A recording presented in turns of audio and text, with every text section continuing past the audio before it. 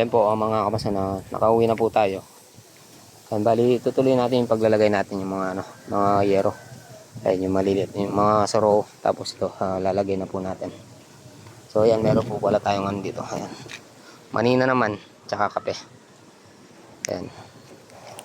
Ayan, bali paghapon lang po tayo nagkakape ngayon mga kamasan. Hindi na po tayo nagkakape ng umaga. Ayan, bali tapusin po natin yung pagano natin, merienda. Merienda po muna tayo. Tapos lalagay natin yung yung mga saro na yero.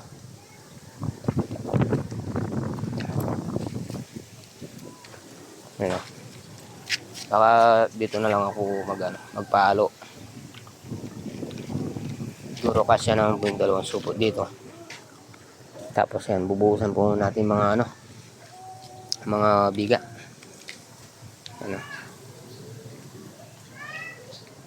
Ayan, malapit na rin po yung tagulan. Sabi ni Utol, mag-uwi siya ng yero.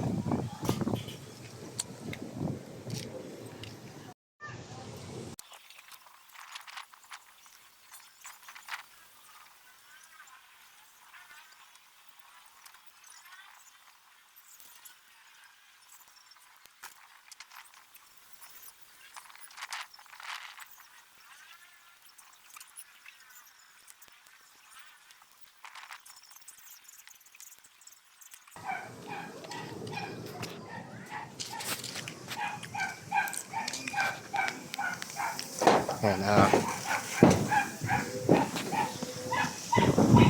bukan po natin balitan to. Marami po kasi butas eh. Tapos yung dito, tatakpan na lang po natin ng maliit. Mamaya puputulin natin to.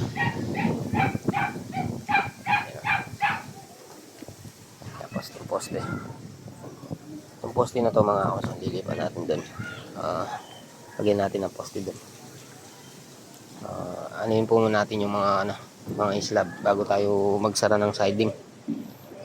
Iuli na lang natin yan. Tapos wala na po nun dito, wala na po siyang dowels dahil dito na po tayo aapak. Papatong na lang po tayo. So yan.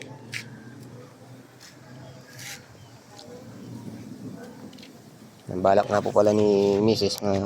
Terrace po yun dito. Terrace, tapos maliit na sala. Dito yung sala. Tapos balak ko po sana may hallway siya dito papunta sa CR. Tapos dito po yung kwarto para sa mga bata. Kahit maliit lang po mga kamason. Basta nakaseparate yung dalawa kong dalaga.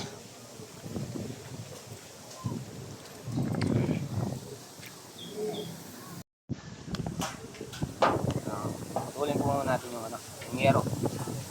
Ayun po muna ako.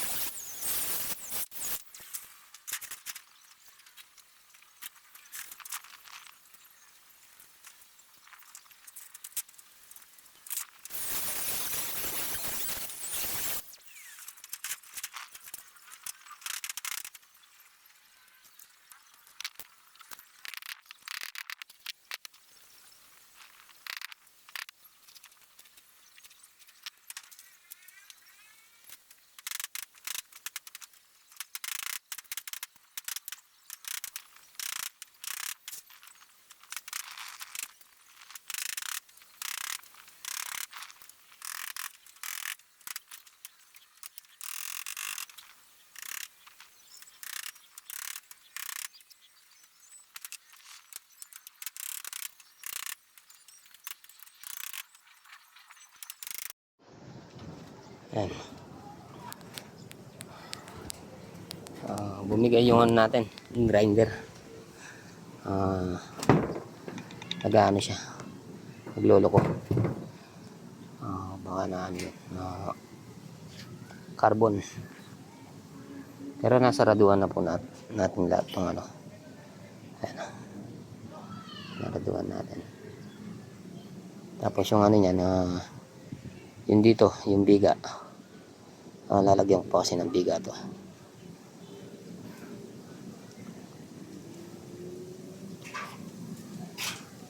Bali yung gagawin natin yan, yung pangmadalian muna. Siguro anin po natin yung mga bakal natin. Bebend po muna natin yung mga pandowels. Lagyan po kasi natin ng yan, dowels at saka yung poste dito. Tapos dito dowels din. Ayan. Ayan. Tapos dito kakadowel siya din dito kasi magkakaano siya dito, sinta.